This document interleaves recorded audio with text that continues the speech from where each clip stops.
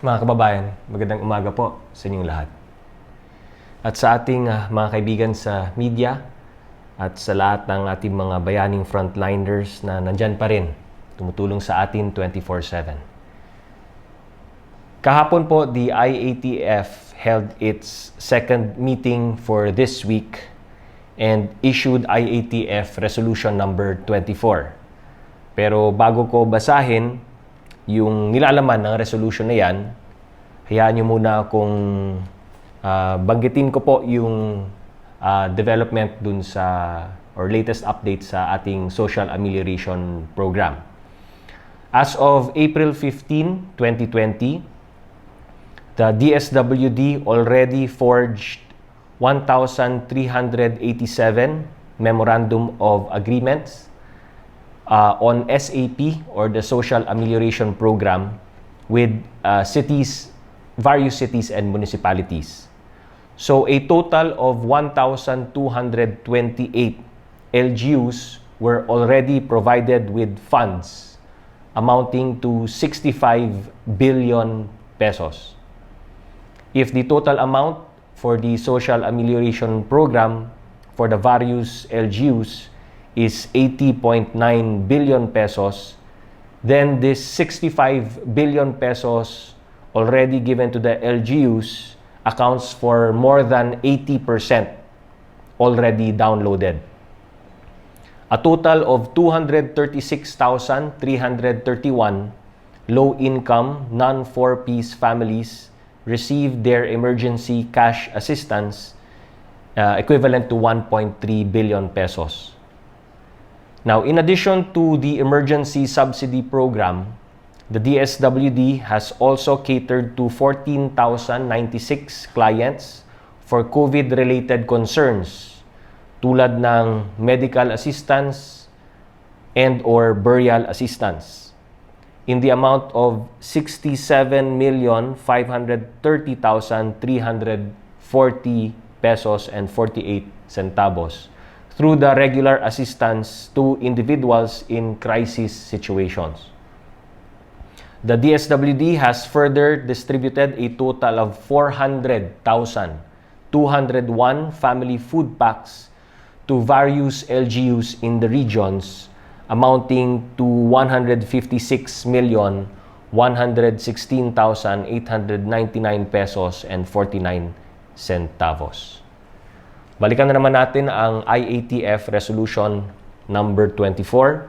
Ang mga sumusunod, ang mga kasunduan at nilalaman ng resolution na ito. Letter A. Foreign cruise ships carrying Filipino crew shall be allowed to dock in ports in Manila and to be used as quarantine facility for said Filipino crew members, subject to the guidelines to be issued by the member agencies of the sub-task group for the repatriation of overseas Filipino workers, pursuant to their respective mandates. Further, the foreign crew on board aforesaid foreign cruise ships shall be allowed to disembark in Manila for the sole purpose of taking outbound flights to their final destination abroad, as previously allowed pursuant to Interagency Task Force Resolution number 15 series of 2020, provided such foreign crew have also completed the 14-day mandatory quarantine upon disembarkation.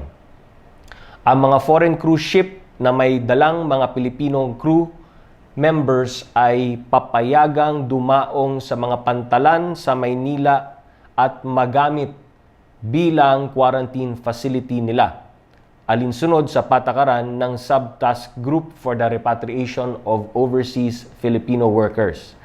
Ang mga foreign crew members na kasama nila ay papayagang umuwi sa kanilang mga bansa basta matapos din nila ang mandatory 14-day quarantine dito. Letter B.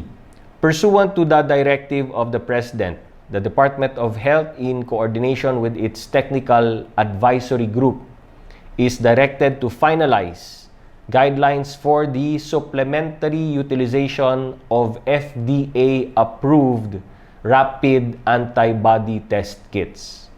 Ang DOH kasama ang kanyang Technical Advisory Group ay inaatasan na isapinal na ang mga patakaran sa paggamit ng rapid antibody test kits na aprobado ng FDA.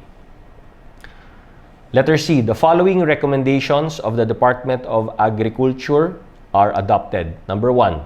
The government shall pursue the optimum level of harvesting activities and planting operations with the support of the National Irrigation Administration, as well as the pre-positioning of agricultural inputs for early planting. The Department of the Interior and local government shall advise LGUs to actively partner with the regional field offices of the Department of Agriculture for the operational planning and implementation of various programs and projects of the agency. Number 3, food value chain logistics shall be improved. And number 4, the Cash for Work program in agriculture shall be explored. Aprobado na rin po ang mga sumusunod na rekomendasyon ng DA. Una, itutuloy po ang pag-aani sa tulong ng NIA at ayusin din po ang pag-preposition ng agricultural inputs para makaani ng maaga. Kalawa, ang DILG ay inaatasang abisuhan ang mga LGU para makipag-ugnayan sa mga regional office ng DA para sa mga pagpaplano ng mga proyektong pang-agrikultura. Pangatlo, ayusin at paigtingin ang food value chain logistics at pang-apat, aralin ang Cash for Work in Agriculture program ng Department of Agriculture. Letter D. The IATF approves the recommendation of the National Economic and Development Authority, NEDA, to pursue supply chain regulatory impact assessments and to develop the supply chain analysis or SCAN dashboard in cooperation with partner agencies and select private entities. The outputs of the regulatory impact assessments shall be referred to the IATF as a whole or any of its member agencies, and the outputs of the SCAN dashboard shall be referred to the National Task Force COVID-19 for its consideration. Aprobado na rin po ang rekomendasyon ng NEDA na gumamit ng supply chain regulatory impact assessments at bumuo ng supply chain analysis or SCAN dashboard sa tulong ng ibang ahensya at pribadong sektor. Ang produkto ng regulatory impact assessments ay ibibigay sa IATF o sa ahensya ng kanyang miyembro, habang ang produkto ng SCAN dashboard ay ibibigay sa National Task Force COVID-19 para sa pagsusuri nila. Letter E. The updated nomenclature in classifying individuals for the surveillance and management of the COVID-19 health event is adopted. Patients under investigation with mild, severe, or critical symptoms whose results have not yet been released shall be designated as suspect cases. PUIs with inconclusive test results shall be classified as probable cases. Persons under monitoring shall still be referred to as PUMs and shall still be reported and managed accordingly. Gagamitin na po natin ang mga bagong terminolohiya para sa pagklasipika ng mga individual na pinagsususpetsiyahang may COVID-19 o kumpirmadong COVID-19.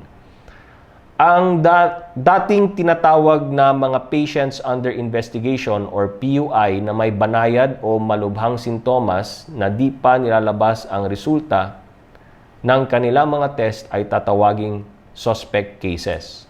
Ang mga PUIs na hindi pa tiyak ay tatawaging probable cases.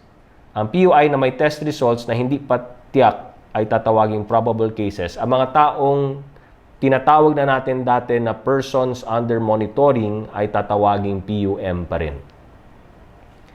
The Department of Energy shall form part of the expanded membership of the Interagency Task Force. Isinasama na po ang Department of Energy sa expanded membership ng IATF. Bago po natin i-wrap up ang briefing ngayong umaga, may ilang update lang po tayo. Nadagdagan na po ang bilang ng mga laboratoryong sertipikado na pwedeng magbigay ng COVID-19 test. Meron na po tayong 16 laboratories na kayang mag-conduct ng real-time RT-PCR for COVID-19 ayon sa Department of Health. Bukod po dito, ibinalita ng Philippine Coast Guard na sinimulan na po ang paggamit ng 2 barko bilang quarantine facility.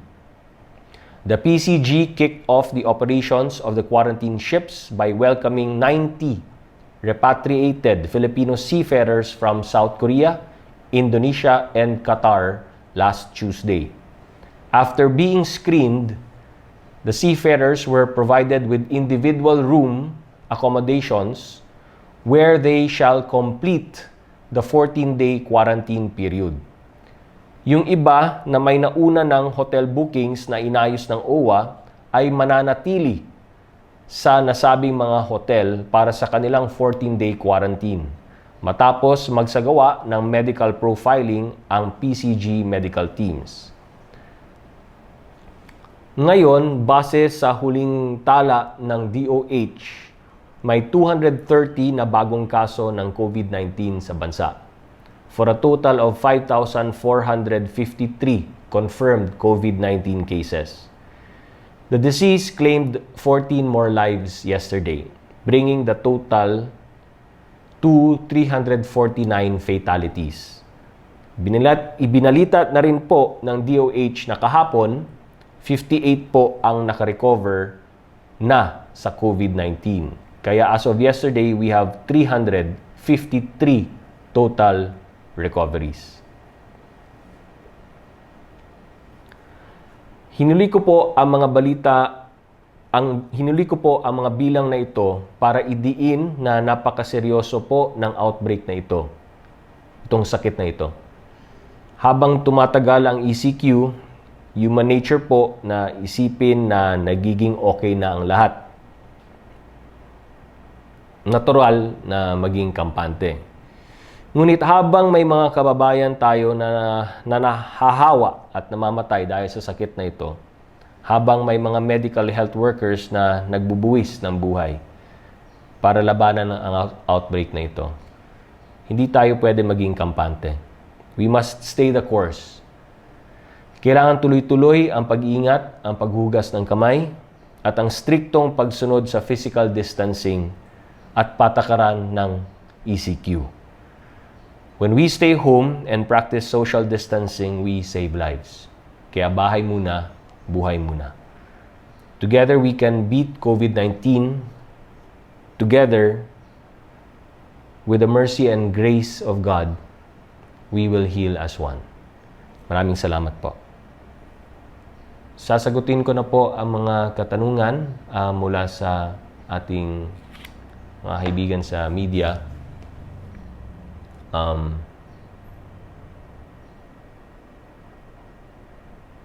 From Ace Romero, the number of recoveries outnumbered deaths yesterday. What are the implications of this, if there are any? Can this be construed as an indication that the curve is flattening? Why or why not? How will this affect the decision on whether to lift or prolong the Luzon lockdown? Sa palagay ko po, yung mabilis na medical interventions natin ay isa sa mga paraan kung paano natin maiwasan ang fatalities and paano natin ma-improve ang recoveries.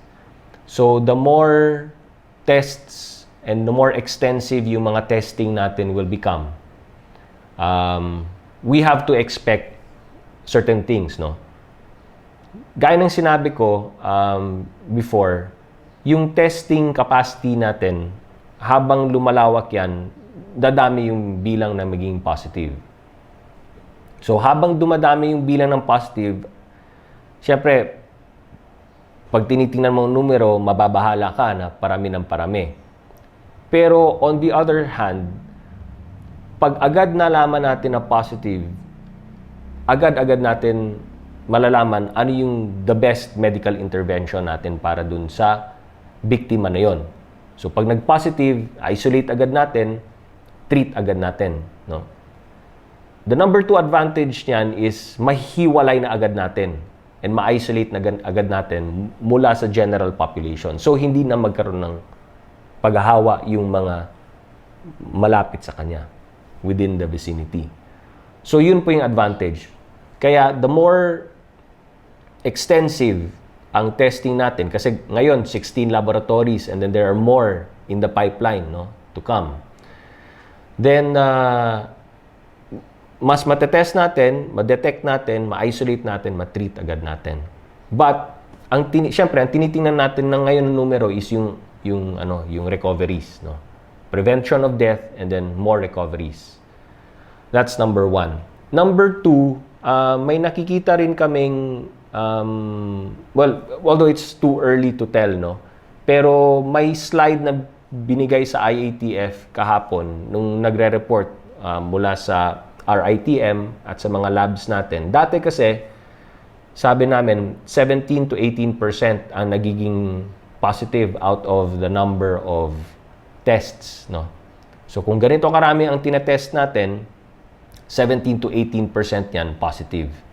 But there was a slide that was presented to us yesterday na from 17 to 18% na sanay na kami doon, naging 15%.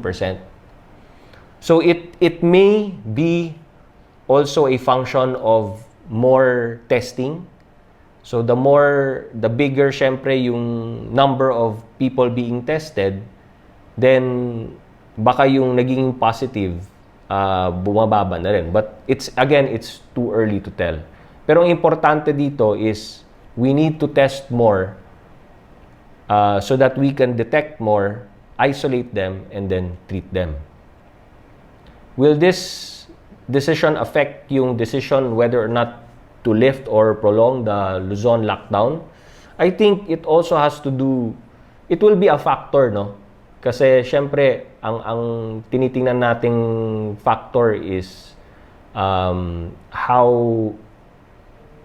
in terms of our health capacity factor, how quick we are able to detect, isolate, and treat. So certainly, that is something that we will also be looking at when we consider yung ano mangyayari after April 30. From Sherry Ann Torres, ABS-CBN, may mga local officials pa rin pong nagre-require sa kanilang mga constituents na makipagkasundo munang hatiin ang cash aid o hindi bibigyan ng social amelioration card form. Ano po ang gagawing sanction sa kanila ng national government?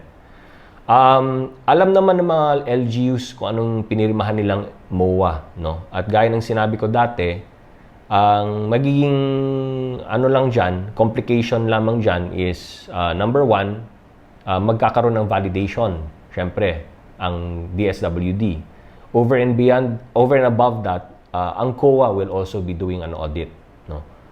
And then, gaya ng sinabi rin namin na nasa MOA rin po na if hindi qualified yung beneficiary, then kailangan i-refund yung pera na ibinigay doon. Saan pwede maghain ng reklamo ang mga kababayan natin nakakaranas ng ganito at paano ang proseso ng paghahain ng reklamo? Pwede po sa DSWD mismo, sa mga regional offices kung may reklamo dahil meron naman silang grievance mechanism. Or there are other avenues also, no? Hotline 8888. Ilang barangays o areas na po ang bibigyan ng cash aid ngayon ng DSWD? Hanggang kailan ang latest na dapat i-release ng DSWD ang Social Amelioration Card? Gaya ng sinabi ko, 80% na po ng mga LGUs ang nabigyan na ng pondo mula sa DSWD. So that's 65 billion already given to various LGUs, and the total amount, no, that we're looking at is 80.9 billion pesos. So that represents a little over 80% na po ng LGUs have already been given the funds. So now, based on the rules, they have to immediately disburse the fund and distribute that to the various constituents po nila. Tapos kasama doon sa pagbibigay, yung pagbigay ng social amelioration card. Tapos, syempre, dalawang portions yun. Yung isang portion, ikikip ng family after filling it up. Yung kabilang portion, ibibigay dun sa LGU for encoding, tas ibibigay dun sa DSWD. And then after that, immediately after that, magkakaroon ng validation ang DSWD dun sa pamamahagi ng pondo. Although, dun sa distribution mismo, meron ding presence ng DSWD, PNP, AFP, at iba pa. From Maricel Halili, TV5, anong assistance ang pwedeng ibigay sa mga nasa ibang lugar na naipit sa lockdown? May construction workers po kasi ang nawalan ng trabaho dahil inabutan sila ng lockdown sa Batangas. Pero dahil taga-QC sila, hindi sila isinama sa listahan ng barangay for the amelioration program of DSWD. Okay. So, gaya ng sinabi po namin before, meron tayong appeals process, di ba? At sinabi rin ni Pangulo, ang latest directive niya, binagit na rin niya sa TV, is that hanapin kayong mga LGU at kapitan, hanapin ninyo yung mga dapat mabigyan at hindi nabigyan. So, I would take that to mean na kasama itong mga na-stranded. Because if you look at the social amelioration na memorandum, kasama rin po dito sa circular na to, yung kahit yung mga stranded ay dapat isasama dyan. So, in other words, they're qualified to receive the social amelioration from the government. Kaya, kung maaring yung mga LGUs, isama nyo itong mga construction workers na nawalan ng trabaho at naipit, inabutan ng lockdown. The President's directive to PNP HPG is to make sure that all passengers of private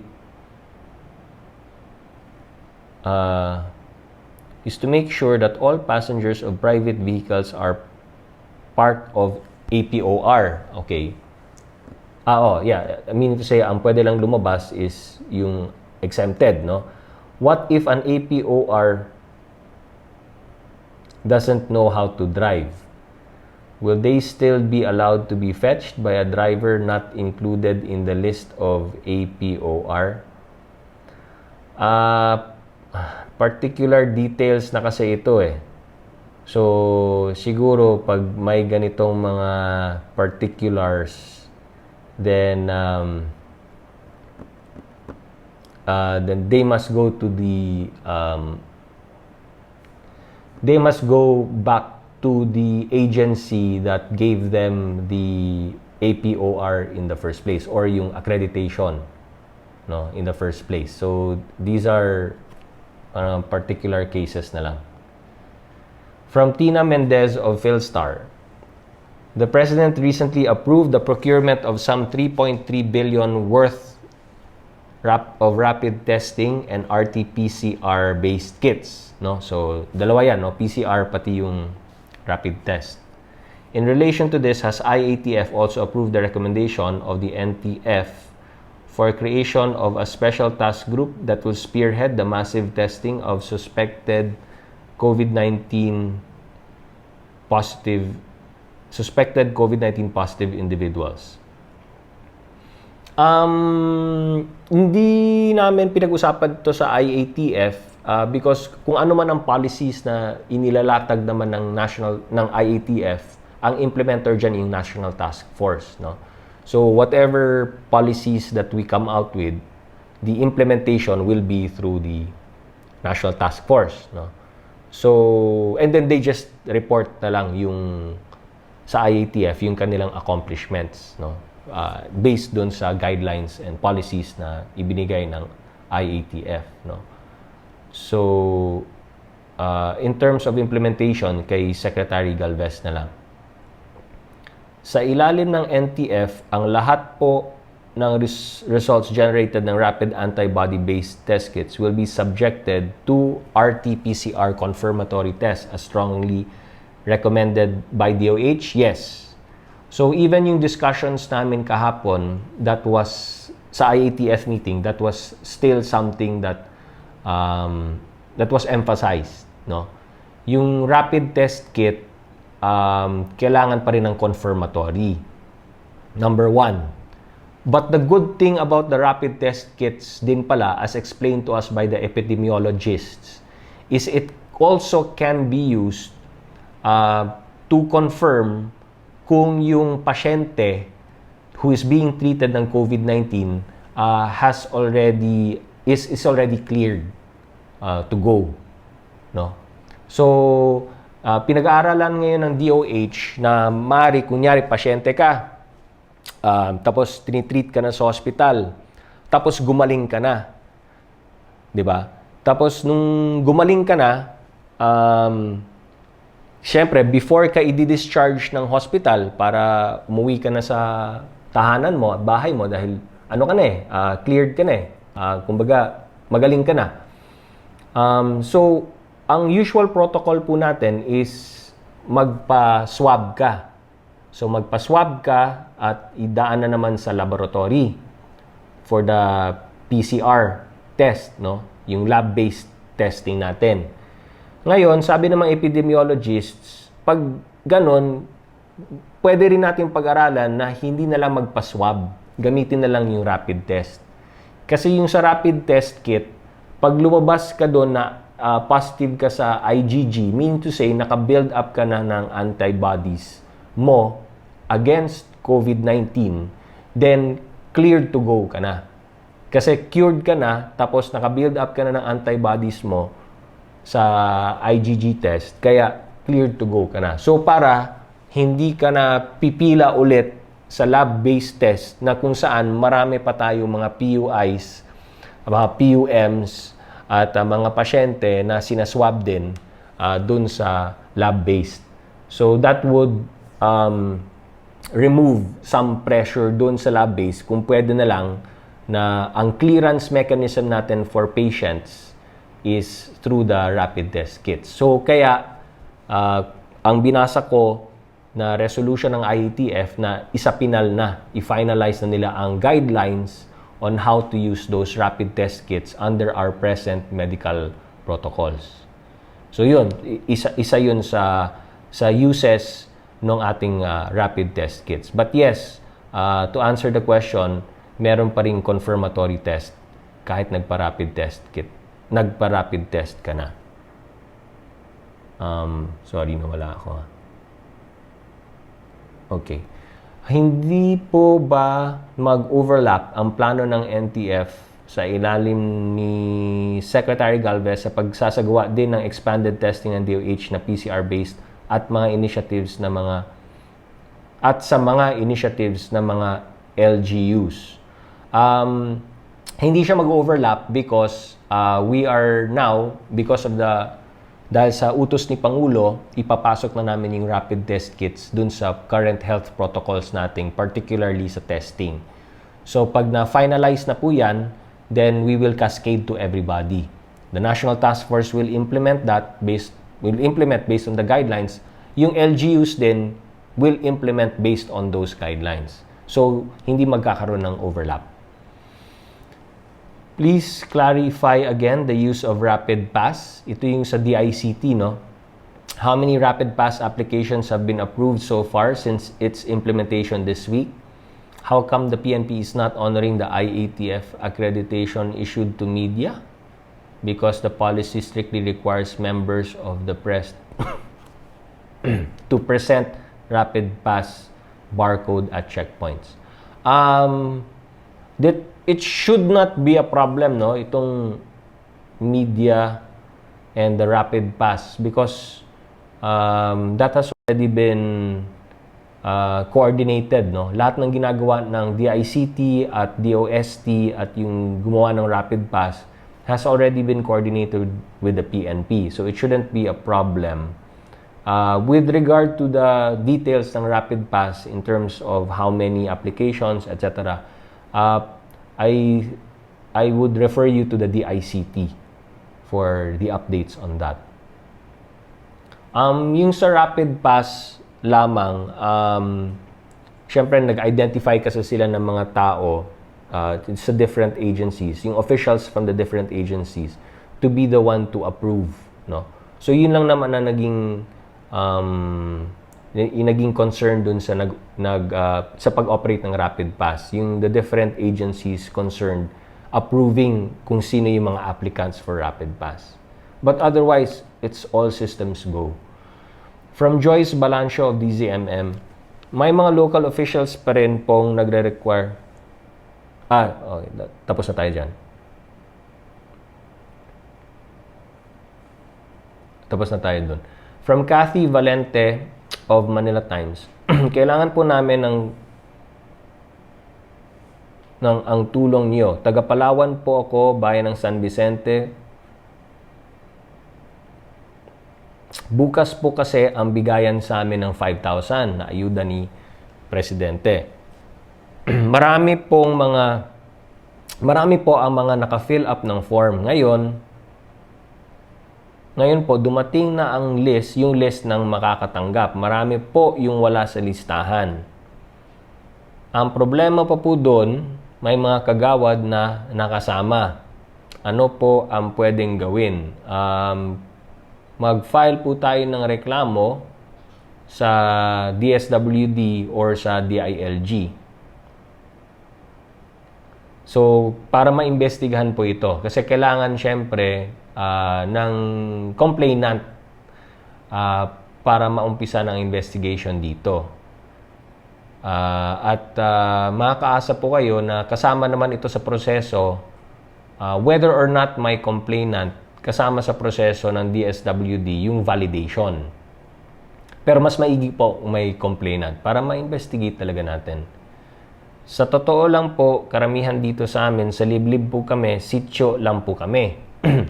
Kung makikita nyo po kami, kahit kayo po ang magsabi na karapat-dapat po kami. Salamat po. Okay. Kaya nga sinabi ni Pangulo, di ba, yung kanyang utos, sa mga LGU, pati sa mga kapitan, hanapin ninyo yung mga dapat bigyan. At kung nakaligtaan at hindi nabigyan, pakisabi sa DSWD dahil inatasan niya po ang DSWD at DILG na makipag-ugnayan din sa mga LGUs para kung sino man yung mga nakaligtaan ay ma-document ng pamahalaan para hanapan natin ng solusyon. From Pia Gutierrez, ABS-CBN, may mga exemptions bang ibibigay ang IATF for motorists to travel kung hindi sila kasali sa listahan ng mga authorized persons outside residence? Halimbawa, yung magpapa-check up who will seek medical treatment in a hospital located in another city or my personal emergency situations. Kung naalala nyo po, the IATF already issued, previously sa one of our IATF resolutions that for humanitarian reasons, DOH can give exceptions. Paano yung gustong mamili in a bigger supermarket, grocery, pharmacy in another city? Kasi mas maraming mabibili doon or doon lang available ang kailangang bilhin. Wag na lang po kasi kung ganyan lang din, wag na lang. Kasi kung mamimili lang, dahil mamimili ka ng gusto mo, kaya gusto mong pumunta sa ibang syudad or ibang lugar, kung mahanap naman dun sa city mo or sa lugar mo, dun na lang. Wag na lang tayong picky, kumbaga. When in case of doubt, wag na lang. You have to understand the situation na lang. Ganun na lang. Intindi na natin yung sitwasyon. Okay, ngayon naghihigpit na po tayo. Dinala na po ng PNP ang HPG unit nila, yung Highway Patrol Group. Meron ng joint forces ngayon ng PNP and AFP. Yung parang joint task force or joint team nila for quarantine. Dinadala na po ang lahat ng mga ibang law enforcement agencies to the front lines para bantayan po ang ating mga kalsada, highway, public spaces. Okay? So, ibig sabihin, naghihigpit na po talaga tayo ngayon kasi ito ang napag-usapan na rin namin sa IATF kagabi. Nasa last, medyo going to the malapit ng April 30 eh, 'di ba? It's already what? April 16.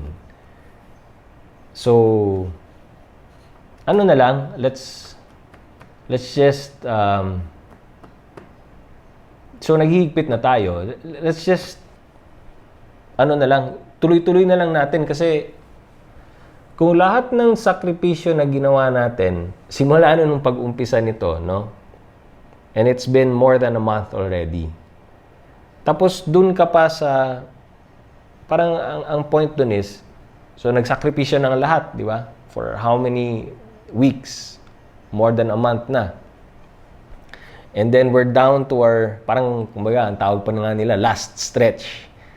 Tapos dun pa tayo sa last stretch naging, complacent. Tapos dumami yung mga pasaway. Tapos so kung gawin natin yon, lahat, ano yung point nung lahat ng ito na ginawa na natin, na inumpisahan na natin?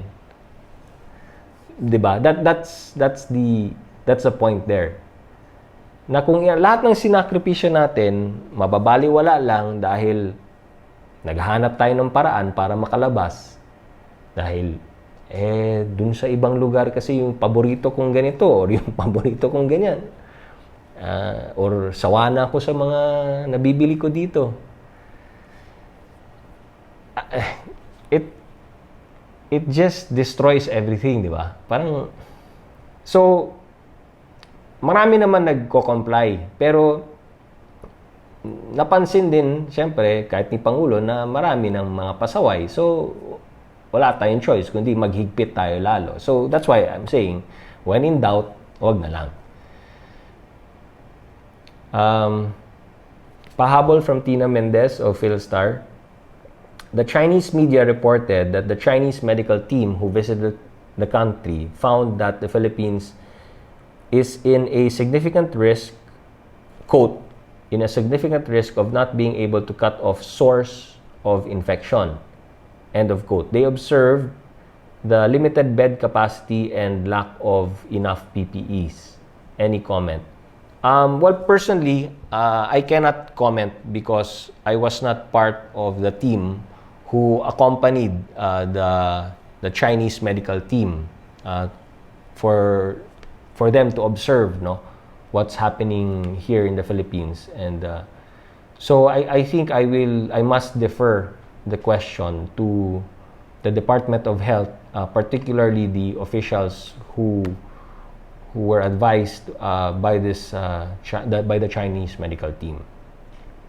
From Arian Meres of ABS-CBN Online. May reminder po ang DSWD kahapon against unauthorized public solicitation for charitable purposes. Ibig sabihin po ba nito ang mga fundraising ng pribadong individual para sa mahirap ay kailangan pa i-coordinate sa DSWD? I'm not aware.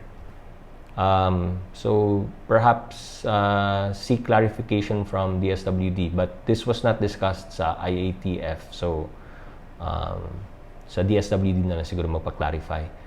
From Joyce Balancio, DZMM, pahabol po also.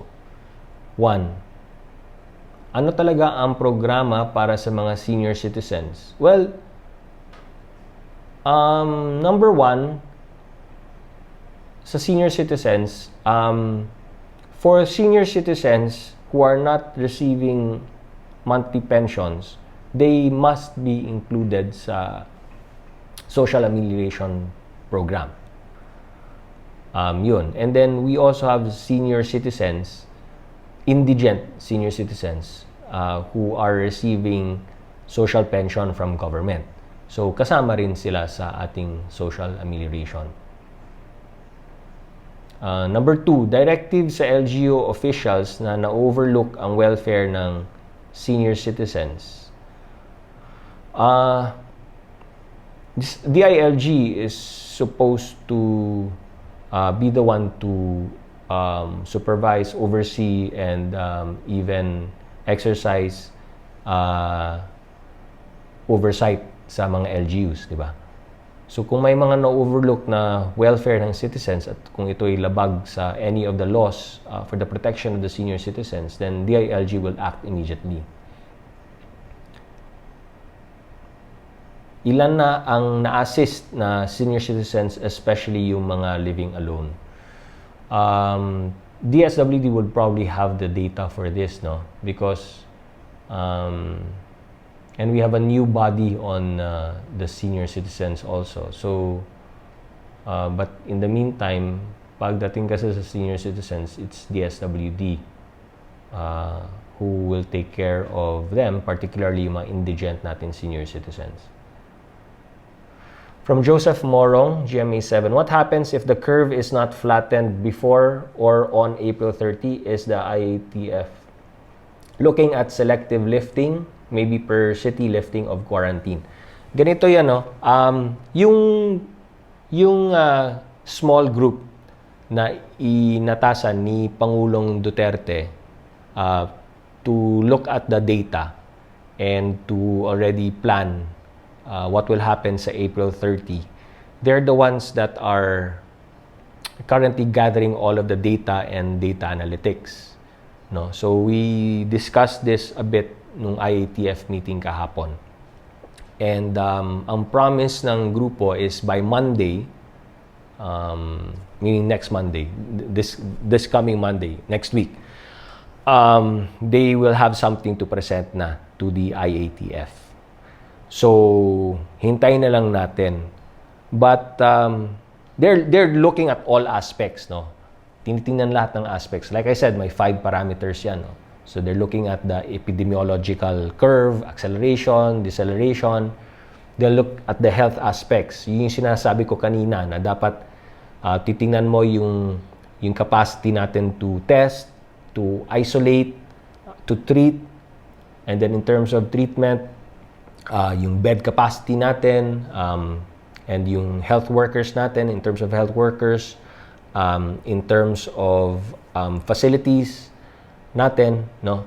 And then yung social aspect, economic aspect, and then the security aspect. So all of those 5 parameters will be taken into consideration. So yung sinasabi ni Joseph Morong na yung sa flattening of the curve, that's one part of one aspect out of 5. So, all of that and the data needed to make decisions on that is now being collated, gathered, and then put together. And then, that's the assignment of that group this week. So, this whole week, wala sila ibang gagawin kundi tingnan ang lahat ng mga numero. And then by Monday, they'll have something to present to the IATF. Ngayon, will we make a decision come Monday? Not yet. Because by Monday, next week, that's their presentation. So, syempre, pag present nila yan, I anticipate a lot of discussions.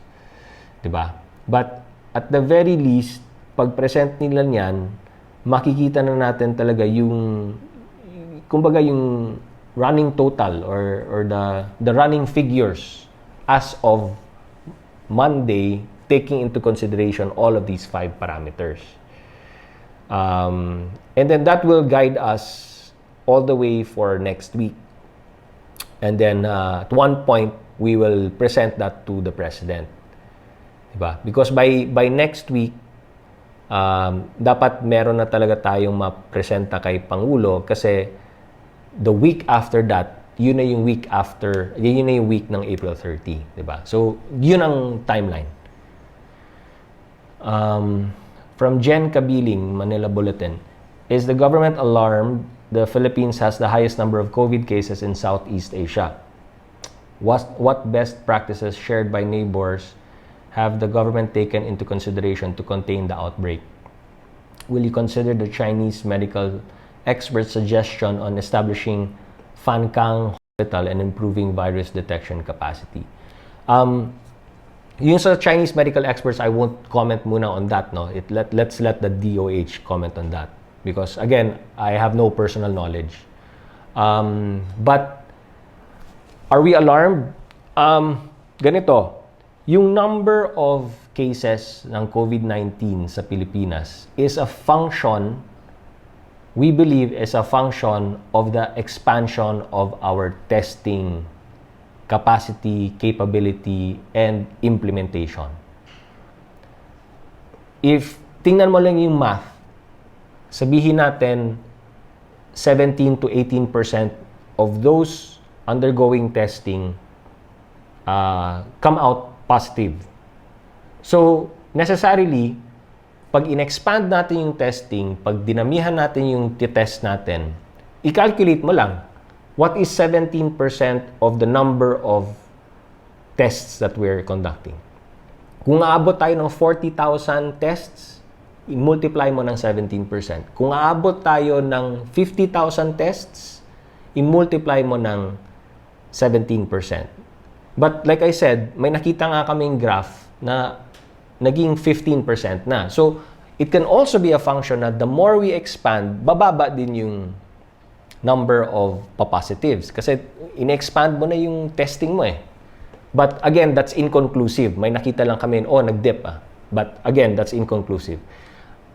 Anyway, for argument's sake, sabihin natin we stick, it settles talaga at a 17% level. So, the more you expand, the more tests we conduct, kung maging 50,000 or 60,000 tests na yan, i-multiply mo ng 17%, yan yung number of possible COVID-19, no? Let's just make these assumptions.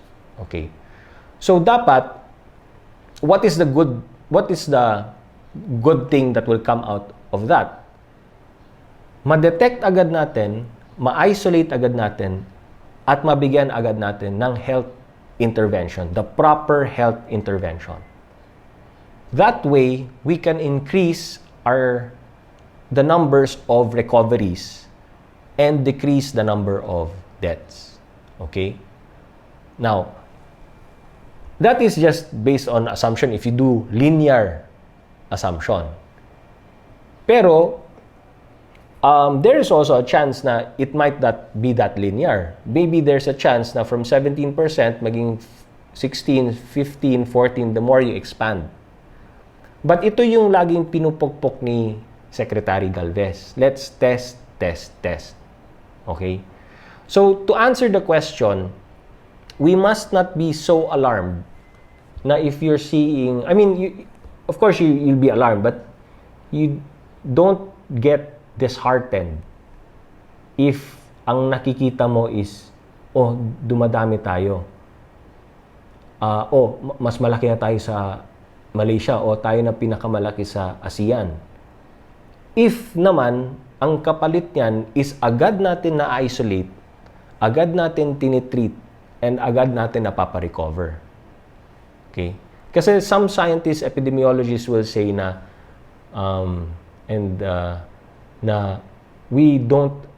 we haven't seen hindi pa natin na-detect ang lahat ng mga COVID-19 carriers or possible carriers.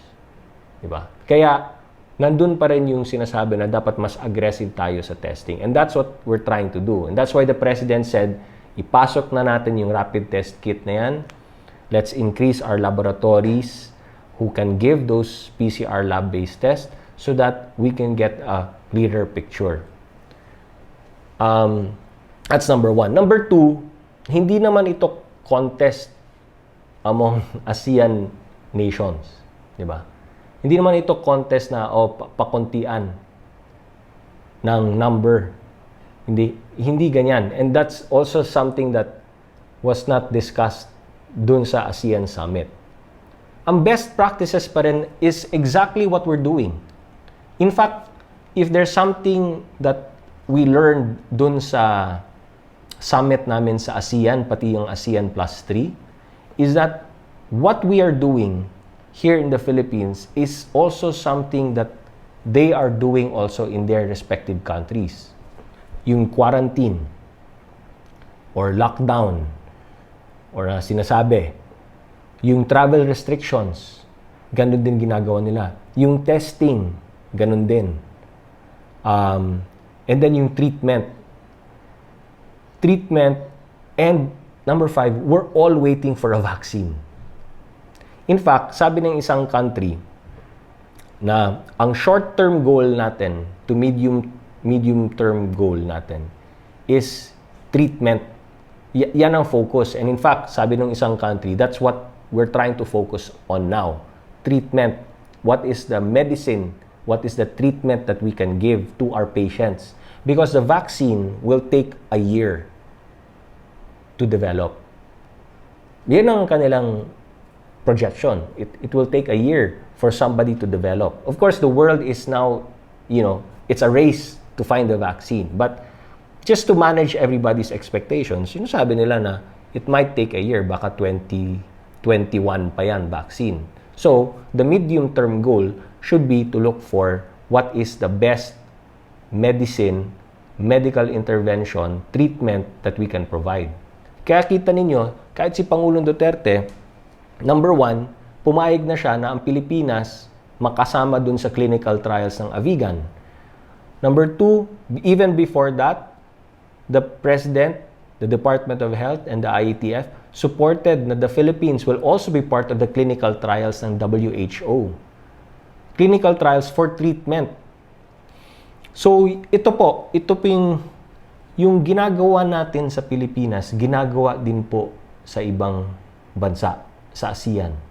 So, that just gave us even more determination. And, in fact, it reinforced sa amin at kay Pangulo na we are doing exactly what we should be doing. Yung testing, di ba? Yung treatment, lahat po yan, it's shared eh. And then, sabi nila na, so we now have a mechanism na we're sharing best practices, we're sharing the information of what everybody else is doing. But also, we share the same challenges. Yung challenges in terms of PPEs, they're also feeling that. Ganon din ang nila. Yung kakulangan ng PPEs, yung health facilities, and even supply chain.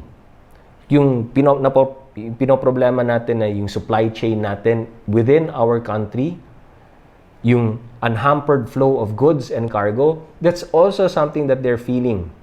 But taking it one level up, ang agreement din sa ASEAN is that we also have to think about way forward. What are we gonna do with our trade? What are we gonna do with people-to-people exchanges? Diba? What will we do with exchange of goods? And how are we gonna create a more resilient ASEAN after this is all over? So, yun. Kaya ang agreement is dapat tuloy-tuloy pa rin ang pag-uusap ng ating mga finance ministers, economic ministers, and our foreign affairs ministers. Partido Manggagawa said the 50 billion subsidy for MSMEs workers won't be sufficient. Will the government consider the proposed 10,000 wage subsidy for all formal workers? I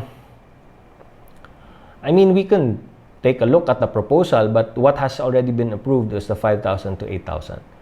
And like I said, again, we cannot be bogged down by going back na naman to the drawing board and thinking about these things. Kung ano ang meron na tayo, let's just implement it.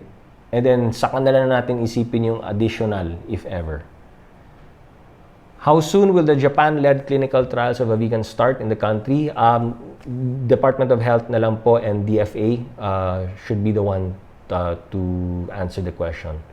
What other potential drugs for COVID treatment are being considered by the government? DOH na po ang sasagot. From Henry Uri, DZRH, dahil sa tigas ng ulo ng marami, hindi sumusunod sa pakiusap na manatili lang sa bahay. May mga nagmumungkahi na pairalin na lamang ang martial law, lalo na sa Metro Manila. Ano po ang pananaw dito ng IATF? Hindi ba ito na pag-uusapan sa mga task force meeting? Hindi po. Kasi martial law, for you to use or declare martial law, ano po yun? Rebellion, no? And invasion. So, hindi po pinag-uusapan. From Belia Cariaso of Bandera, paas na lang yung clarification sa panghuhuli sa kalsada ng mga unauthorized vehicles. May mga nagtatanong paano daw yung involved sa relief efforts at yung sa mga gasoline stations.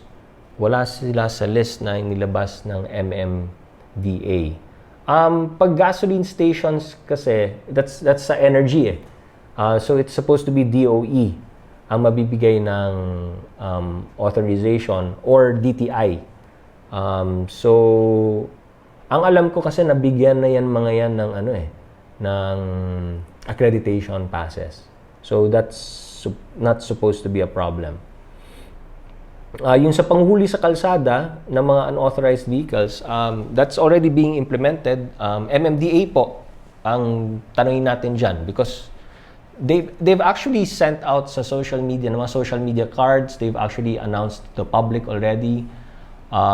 So even if you go browse through Facebook, you'll see those social media cards na nilabas ng PNP, ng DILG, ng MMDA, even ng PCOO. Makikita mo naman dyan kung sino yung allowed and not allowed. And the IATF has already been issuing statements, no, and resolutions with regard to that. So I think that's the last. So sa ating mga kababayan, maraming salamat po sa inyong pakikipagtulungan, sa inyong pamahalaan. Gaya ng sabi namin lagi, bahay muna, buhay muna. Kayo po ang first line of defense.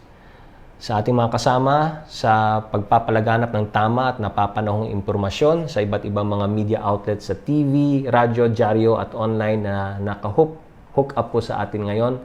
Maraming salamat po. Mga kababayan,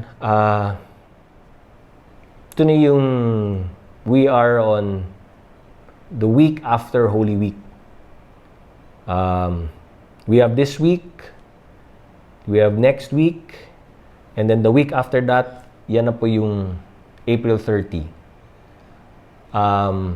By next week, meron na pong ipepresent sa amin sa IATF ng maliit na grupo na inatasan ni Pangulo para tingnan anong mangyari sa April 30.